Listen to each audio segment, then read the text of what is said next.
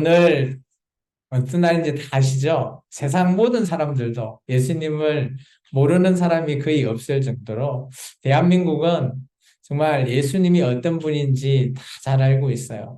왜 알고 있을까요? 오늘이 노는 날이죠.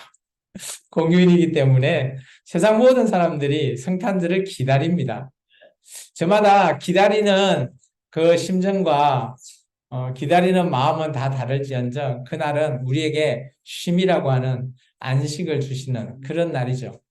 또 우리 기독교인들은 이 날을 정말 하나님께 찬양을 올리고 하나님께 영광을 드리는 그런 날로 우리가 하나님을 기다렸던 날이고요. 세상의 많은 자들은 오늘 쉬는 날인데 뭘 하지? 라고 하면서 여행 계획도 잡고 또 어디 방문을 하고 또 그럴 계획으로 또 기다립니다. 오늘이 바로 그 날이에요. 예, 여기 봐주세요. 예, 괜찮습니다. 예. 물론 오늘 예배는 기쁘게 드렸으면 좋겠어요. 물론 여러분들이 보시기에 조금 방해 요소도 있겠지만, 근데 그건 방해가 아니에요. 그러나 저마다 기쁜 마음으로 우리의 주님을 만났으면 좋겠습니다. 우리가 기다렸듯이 그 마음을 오늘 여기 함께 우리 생명나무 교회에서 함께 이렇게 성탄절 예배로 기다린 그 마지막이 예배로서 하나님께 영광을 돌리는 날이니까 참 기쁘게 드렸으면 좋겠어요. 오늘의 말씀의 제목은 목자들의 크리스마스라는 제목으로 여러분과 좀 말씀을 나눠볼까 합니다. 우리가 목자라고 하면 양을 치는 자들입니다. 예수님을 비유해서 목자라고도 말하고 있죠. 요한복음에서는 한결같이 이렇게 말하고 있습니다. 목자는 그 양의 한 마리 한 마리마다 이름을 다 기억하고 있다고. 그에 반해서 이 양들은 목자의 음성을 기억하고 있다. 근데 양은 얼마나 어리석은 동물인 줄 아십니까? 양은 어떻게 보면 3초 정도의 기억밖에 없다고 합니다. 듣고 나면 잊어버려요. 듣고 나면 잊어버립니다. 그러다 보니까 그런 기억력이지만 언젠가는 그런 양이 목자의 음성을 들으면 한결같이 훈련이 되어서 목자가 부르는 대로 가게 되고 또 우리가 영화나 뭐 이런 드라마를 보면 그죠? 개가 열심히 뛰어가면 양이 한 곳으로 쫙 몰리면서 가는 그런 멋있는 광경도 우리가 볼 수 있습니다. 그처럼 목자가 부르거나 누군가의 부름에 의해서 양은 한결같이 움직이는 거죠. 오늘 우리가 바로 그런 양들입니다. 오늘 주님께서 이 땅에서 오셔서 우리의 이름을 불러주시는 겁니다. 여러분은 어떻게 대답하시겠습니까? 각자 대답을 한번 해보십시오. 주님이 여러분을 부르십니다. 아, 어, 혹은 목자인 예수님이 나를 모르실 것 같은데, 나 오늘 처음인데, 라고 하실 수도 있지만, 그렇지 않는 거예요. 예수님께서는 우리가 이 땅에 오시기 전부터 다 미리 준비하시고, 또 그런 예수님께서 우리를 만날 준비를 하셨다는 거죠. 각자 사람들마다 그 시기와 때가 달라서 우리가 알지 못하지만, 정말 예수님께서는 그런 우리를 다 계획하시고 만날 준비를 하고 계셨죠. 2000년 전에 예수님께서 저 예루살렘에서 십자가에 못 박힘으로 말미암아 오늘 우리가 정말 예수님 앞에 나아가 우리의 모든 죄를 사함받을 수 있는 길을 열어주셨기 때문에 오늘 저와 여러분이 아마 이 땅에서 구원에 이르는 그런 길을 따라가지 않나 생각되었습니다. 그런 예수님은 이 땅에서 정말 성육신하셔서 우리와 같은 육체의 몸으로 오셨어요. 하나님께서 우리에게, 그죠? 너가 내 말 잘 들으면 내가 구원해 줄게. 라고 말을 하고 내 백성 삼아 주셨지만, 오늘 이스라엘 민족을 통해서 우리가 보면 구약에서 그런 이스라엘 민족이 하나님의 언약을 맺은 백성들이 하나님의 뜻을 따라 잘 쫓아가야 되지만, 우리 인간은 하나님과 정반대의 길을 걸어가게 되었어. 그러다 보니까 하나님께서도 너무 답답하시는 거죠. 마치 구약은 부부와 같은 그런 언약을 통해서 함께 내 말 잘 듣고 따라오면 내가 너를 구원해 줄게라고 말씀하셨는데 우리가 마치 부부가 이렇게 하면 안 되지만 바람을 피는 바람에 이혼할 수밖에 없는 그런 상황에 가는 겁니다. 그런 하나님이 도무지 안 돼서 최후의 방법인 자기의 아들인 예수님을 이 땅에 보내주셔서 이제 예수님만 따르면 한 길만 보여주시는 거죠. 마치 누군가의 길잡이가 되어주는 어떤 한 명의 지도자, 그 길을 따라서 오는 자에게 내가 구원을 이루게 해주겠다. 지금 우리는 그런 더 쉬운 이전에 하나님을 믿는 백성에게만 구원이 있었지만 이제는 예수님을 믿고 따르는 자에게 구원을 허락해 주신 그런 한 하나님의 사랑하심을 통해서 오늘 우리가 이 땅에서 살아가며 하나님을 배울 수 있는 날이 온다라는 겁니다. 요한복음 1장에는 그런 우리에게 길을 빛으로서 우리의 어둠을 열어주신 그분이 바로 예수님이라고 합니다. 이런 예수님을 성경에서는 알아본 사람이 있어요.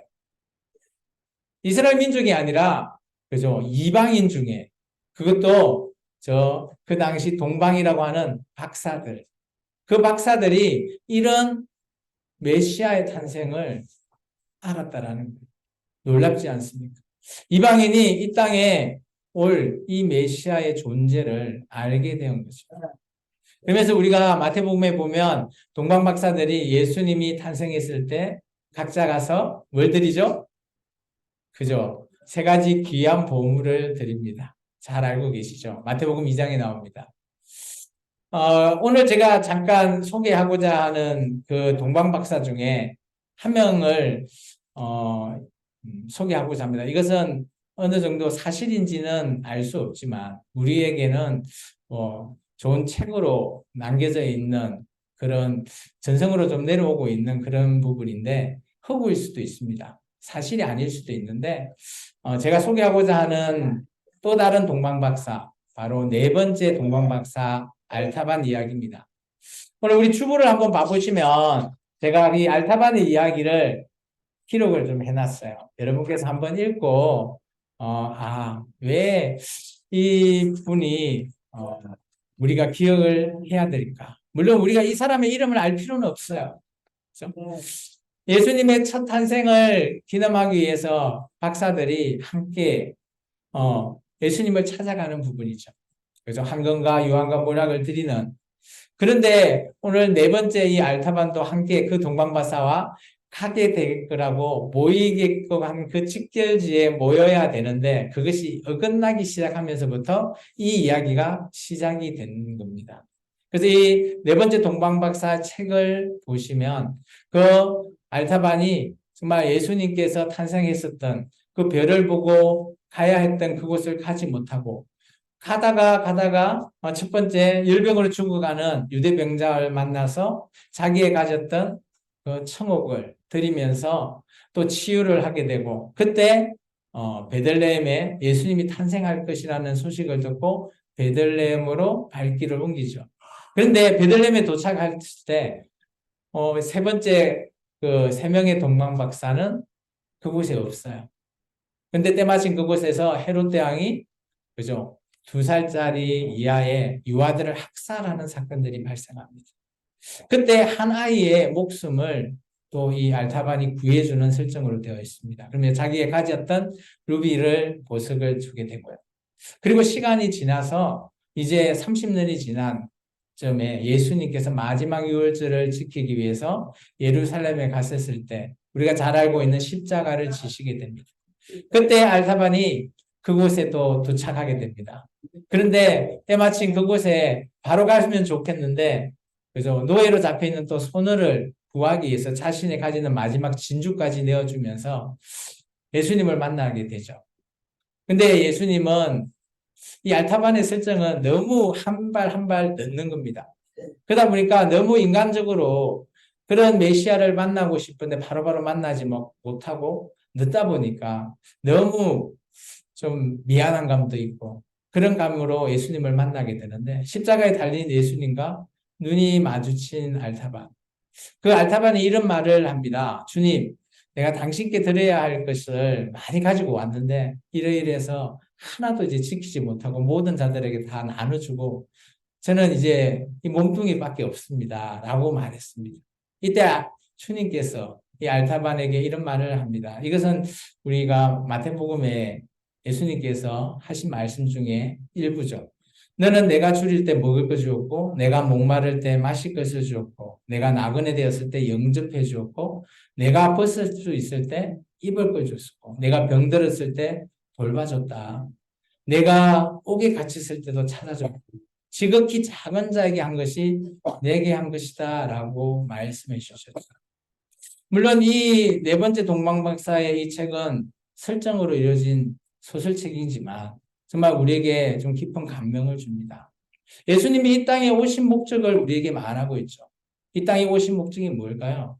우리가 그냥 단순히 구원에 이르기 위한, 물론 그것도 우리 생각에는 맞다 보지만 예수님은 그렇지 않아요. 이 땅의 모든 자들에게 소홀히 받는 연약한 모든 자들도 예수님께서 섬기러 오신 거예요.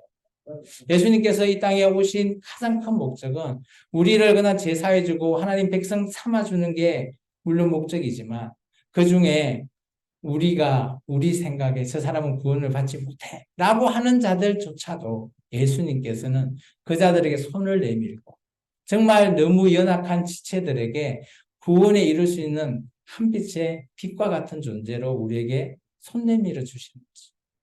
그래서 이 책은 지어진 지가 꽤 오래됩니다. 한 100년 이상 전에 지어진 책이기 때문에 여러분이 서점에 가보면 있으니까 한번 읽어보시면 좀 감동이 있을 것 같습니다. 오늘 마태복음 2장에 보시면 동방박사들이 경배를 하죠. 그런데 우리가 조금 오해하는 부분이 좀 있어서 잠깐 소개를 드릴까 합니다. 요즘은 여러분이 이제 오늘도 제가 카톡에 보니까 메리 크리스마스 하면서 막 이렇게 이미지를 저에게 또 보내주신 분도 계시더라고요.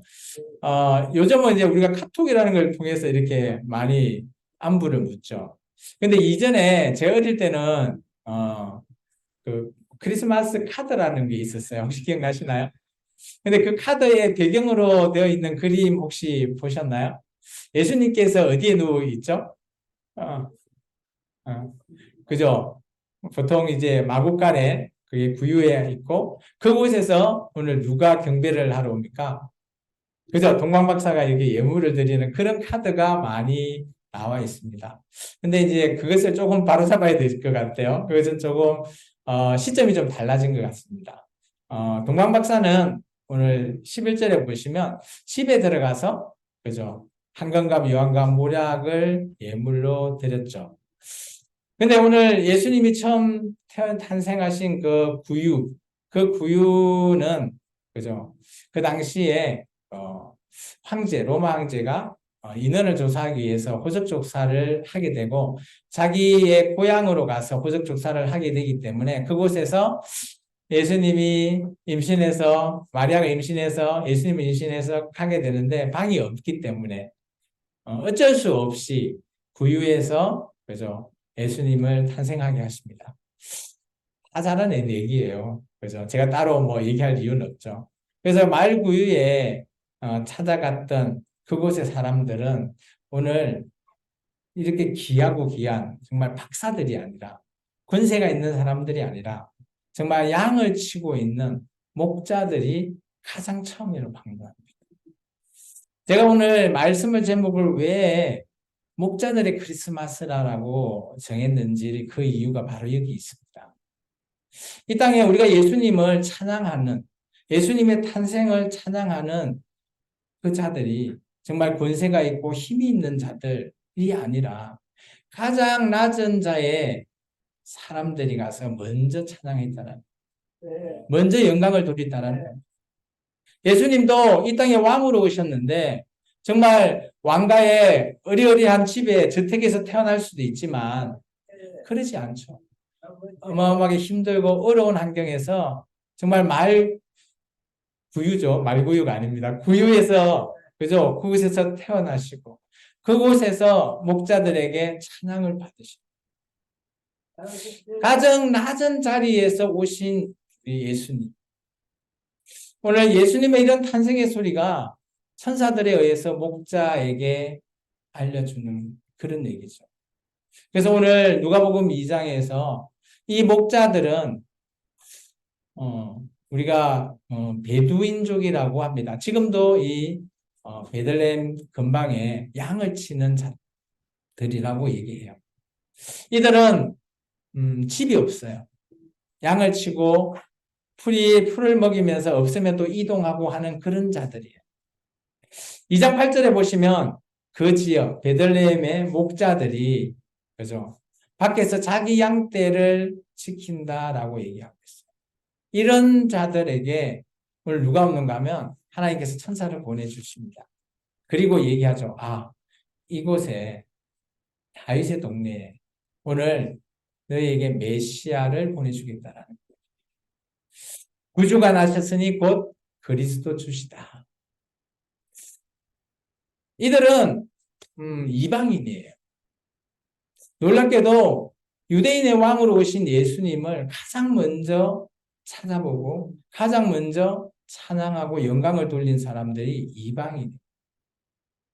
우리가 구약 성경을 통해서 보면 하나님께서 구원을 허락했던 첫 번째 하나님의 백성은 누구예요? 이스라엘 민족.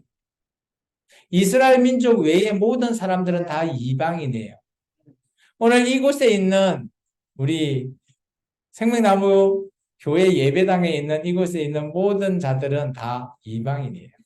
이방에 있는 우리는 다 이방인입니다. 우리는 유대인이 아니죠. 그런 이방인이 유대인도 아니고 이방인이 가장 낮은 자에 있는 그 구유에 가서 그죠? 찬양과 영광을 드렸다. 드릴 수 있는 게 없어요. 목자들이 뭘 드리겠어요? 동방 박사는 그래도 예물을 준비해서 가서 드렸지만 아무것도 없는 정말 양을 치는 자가 뭐 요즘은 목장을 한다면 뭐 부자 아니냐라고 하는데 여기서는 그냥 양을 치는 그런 자 겨우 끼니나 먹고 사는 그런 자들로 생각하셔야 돼요. 집도 없어요. 가진 것도 없는 그런 자들이. 그런 자들이 오늘 예수님을 가장 먼저 뵀대요. 오늘 우리가 이방인 아닙니까? 오늘 이방인인 우리가 오늘 예수님을 가장 먼저 이렇게 영광을 돌리고 찬양을 하는 거예요. 오늘 그날이 바로 우리 예수님을 탄생을 기념하는 이 성탄절입니다. 또 오해가 있을 것 같아서 제가 한 가지 말씀드릴 건데 12월 25일은 예수님이 태어난 날이 아닙니다. 쇼킹할 수도 있어요. 예수님을 알지 못하는 자들은 뭐야? 왜 10월 25일이 성탄절이고 쉬는 날인데 왜 예수님이 태어나지 않은 날을 쉬어? 라고 말할 수도 있어요. 그거에 대해서 여러 사람들이 학자들이 이렇게 얘기하죠. 그날은 예수님이 태어난 날은 아니에요. 계산을 해보면. 오늘 뭐 힌트도 있어요. 어떤 누군가는 잘 보시면 이 당시 베들레헴 지역에 양을 치고 밖에서 양떼와 함께 잘 수 있는 계절이 그죠? 겨울에 살 수 있을까요? 눈이 오는데. 그렇기 때문에 12월 겨울은 도저히 아니다 라고 얘기합니다. 그리고 또 누가복음에 보면 예수님 어머니의 그죠? 마리아의 그죠? 엘리사벳이라고 마리아의 어떻게 되죠? 족보가 갑자기 친척인 그 우리 세례 요한이 탄생하는 그것을 통해서 보면 그 아버지가 레위 지파인데 사가라라고 하는 레위 지파입니다. 그 지파가 가서 이 레위 지파는 12개 12월 달을 반반씩 나눠서 성전을 봉사하는 날이 있어요. 각 지파별로. 그래서 그 레위 지파가 이렇게 봉사하는 날로 계산해 보면 우리식으로 계산해 보면 대략 한 10월 정도 이렇게 추정합니다. 근데 왜 하필 12월 25일을 예수님이 탄생한 날로 잡았어? 라고 궁금해 할 수도 있죠. 근데 이 당시에 그죠? 로마의 이교도가 태양신을 숭배하는 날이 12월 25일부터 1일까지 숭배하는 날이랍니다. 근데 우리 그 기독교가 처음으로 로마에서 공인됐을 때 313년에 그때 그러면 모든 사람들이 모여서 그래도 예수님을 탄생을 축하하는 날로 모이는 늘 모여왔던 날 그날로 하자 해서 12월 25일을 탄생을 기념하는 날로 잡았다고 합니다. 근데 이거에 대해서도 뭐 많은 의견이 좀 다른 부분도 있습니다. 근데 예수님이 태어난 날은 성경에 어디에도 기록되어 있지 않습니다. 12월 25일 이렇게 기록해주면 얼마나 좋을까요? 근데 기록해주지 않아요. 그렇지만 우리가 이런 예수님의 탄생을 이렇게 기다리고 또 예수님께서 우리에게 주시는 구원이라고 하는 그런 복을 우리에게 주셨기에 또 우리가 이 땅에서 예수님을 영광을 돌릴 수 있지 않겠나 보여집니다. 여러분 베들레헴이라는 곳은 지금도 저는 가보지 않았거든요. 저도 성지순례를 통해서 한번 가보고는 싶은데 베들레헴이라는 곳, 예수님이 태어난 곳에 지금도 그것을 기념하고 있는 탄생교회가 있습니다. 자, 영상을 하나 잠깐 준비했거든요. 한번 봐볼게요.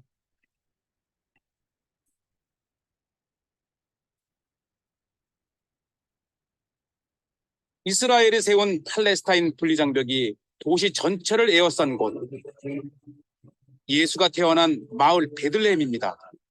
과거 마구간이 있었던 자리에 십자가 지붕을 얹은 교회가 들어서 있는데요.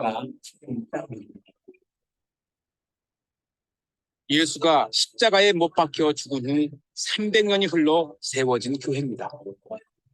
이쪽은 이 탄생교회 입구가 문이 3번이 변했는데요.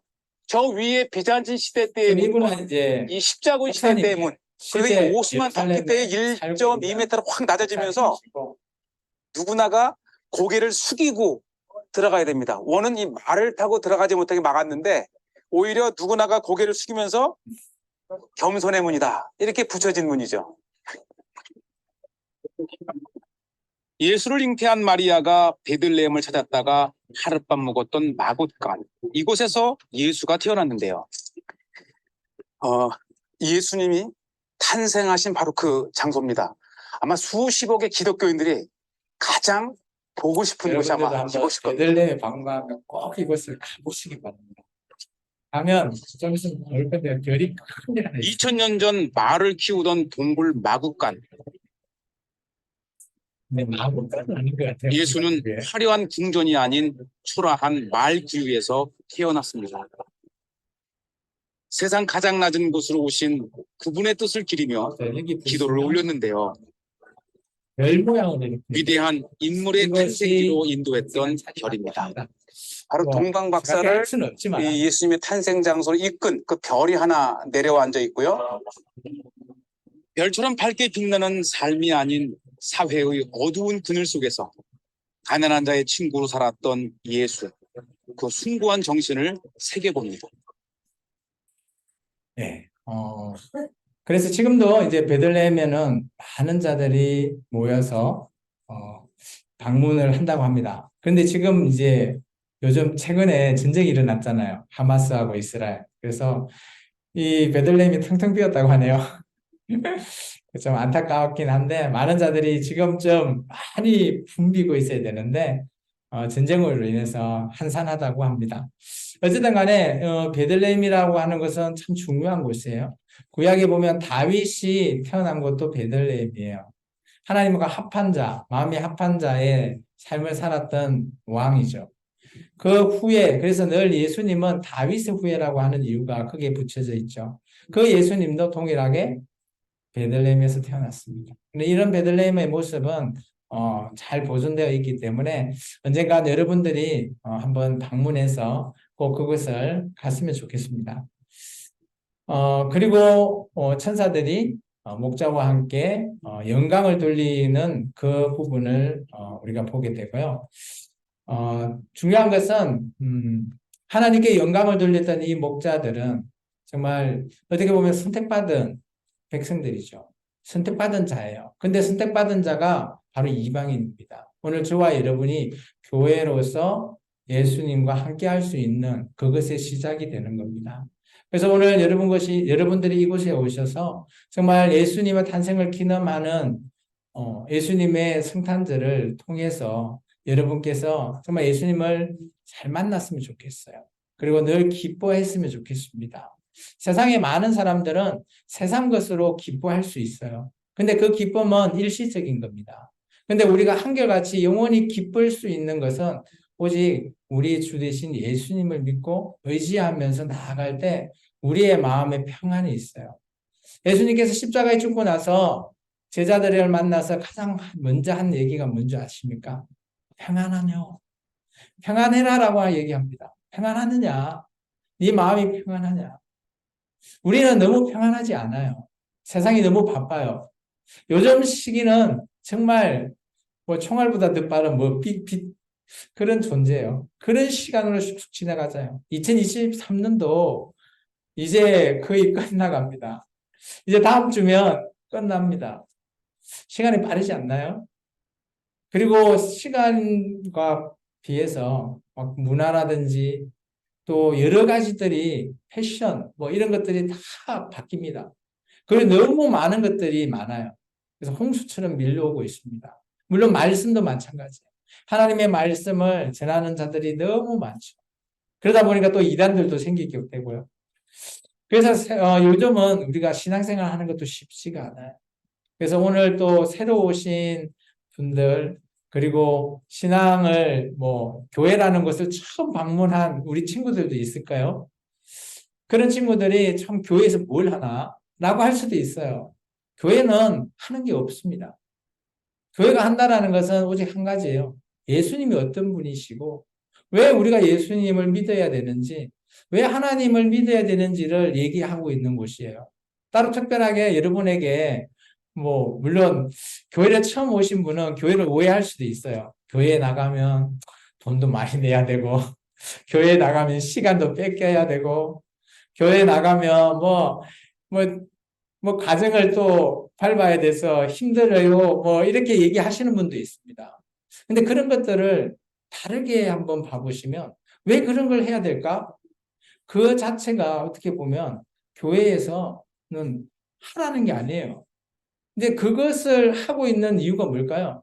교회는 예수님만 증거하는 거예요. 근데 예수님을 믿어지다 보니까 그런 마음이 믿는 사람들의 마음이 그렇게 하고 싶은 거죠. 우리 그런 거 있잖아요. 우리가 오늘 여기 계신 분 말고 다른 분들이 아까 제가 처음에 얘기했지만 성탄절이 되면 기다려진다 그러잖아요. 놀러 갈 걸 기다렸었던 분들을 한번 생각해 보고 싶다. 아름다운 곳에 가서 경치가 좋은 곳 그런 곳에서 식사를 하거나 차를 마시거나 그걸 계획하고 진짜 들뜬 마음으로 가는 거예요. 그죠? 그곳에서 앉아서 예정대로 식사를 하고 차를 마시면서 너무 기분 좋은 시간을 보내요. 그런데 시간이라는 건 어때요? 지나가 버립니다. 끝나버리는 거죠. 그런데 그 시간을 우리가 다시 뭐 너무 좋으면 추억으로만 기억에 남을 뿐이에요.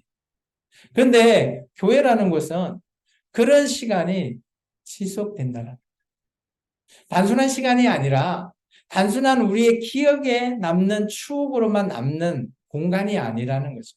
내가 이 교회에서 예수님이 우리 교회의 머리 되시는 이 교회에서 내가 예수님의 몸의 지체로서 함께 살아가는 거예요. 함께 살면서 어우러지는 겁니다. 그래서 교회 공동체는 다른 여타 공동체와 조금은 달라요. 다른 세상의 공동체 있잖아요. 뭐 로타리 클럽, 뭐 사교 모임 이런 데는 자신들의 이익을 위해서 가는 거예요. 들어갈 때 힘들죠. 막 돈을 많이 내야 되든지 아니면 자격이 안 되면 끼워주지도 않잖아요. 근데 교회는 어떻습니까? 가장 낮은 자, 어떤 자들이 오면 다 받아주는 것입니다. 또 나가고 싶으면 언제든지 나갈 수 있는 곳이에요.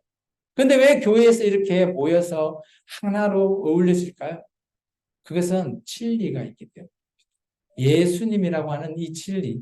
그 진리로 말미암아 우리가 이곳에서 하나의 공동체를 이루고 또 낮은 자, 또 연약한 자를 우리가 섬기면서 예수님이 이 땅에 오셔서 우리를 섬겼듯이 우리가 섬겨주는 그런 마음으로 함께 하는 것입니다. 그래서 이 땅에서 가장 낮은 자리, 가장 정말 높게 올려야 될 예수님이 이 땅에 가장 낮은 자리에 오셨던 그분을 정말 가장 낮은 자리에 있는 우리가 그죠? 함께 해야 되지 않겠습니까? 이제 말씀을 마무리할까 합니다. 우리 앞에 있는 말씀을 한번 같이 읽어볼까요? 같이 읽겠습니다. 가장 낮은 곳에 오시고 가장 낮은 나를 만나 주시고 가장 낮은 나를 위해 죽으시고 가장 낮은 자의 영광과 찬송을 받으신 그 예수님을 경외합시다. 정말 우리에게 모범이 되신 예수님입니다. 하나님이시지만 인간의 육체를 가지고 이 땅에 오시고 그저 그렇게 높은 자리에 오신 게 아니라 가장 낮은 자리에 오신 예수님.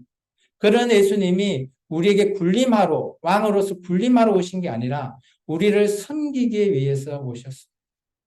그런 예수님을 정말 가장 먼저 찬양했던 이방인 목자들처럼 오늘 생명나무 교회에 오신 여러분들이 그런 목자와 같은 마음으로 찬양하고 영광을 돌립시다. 기도하겠습니다. 주님 감사합니다. 오늘도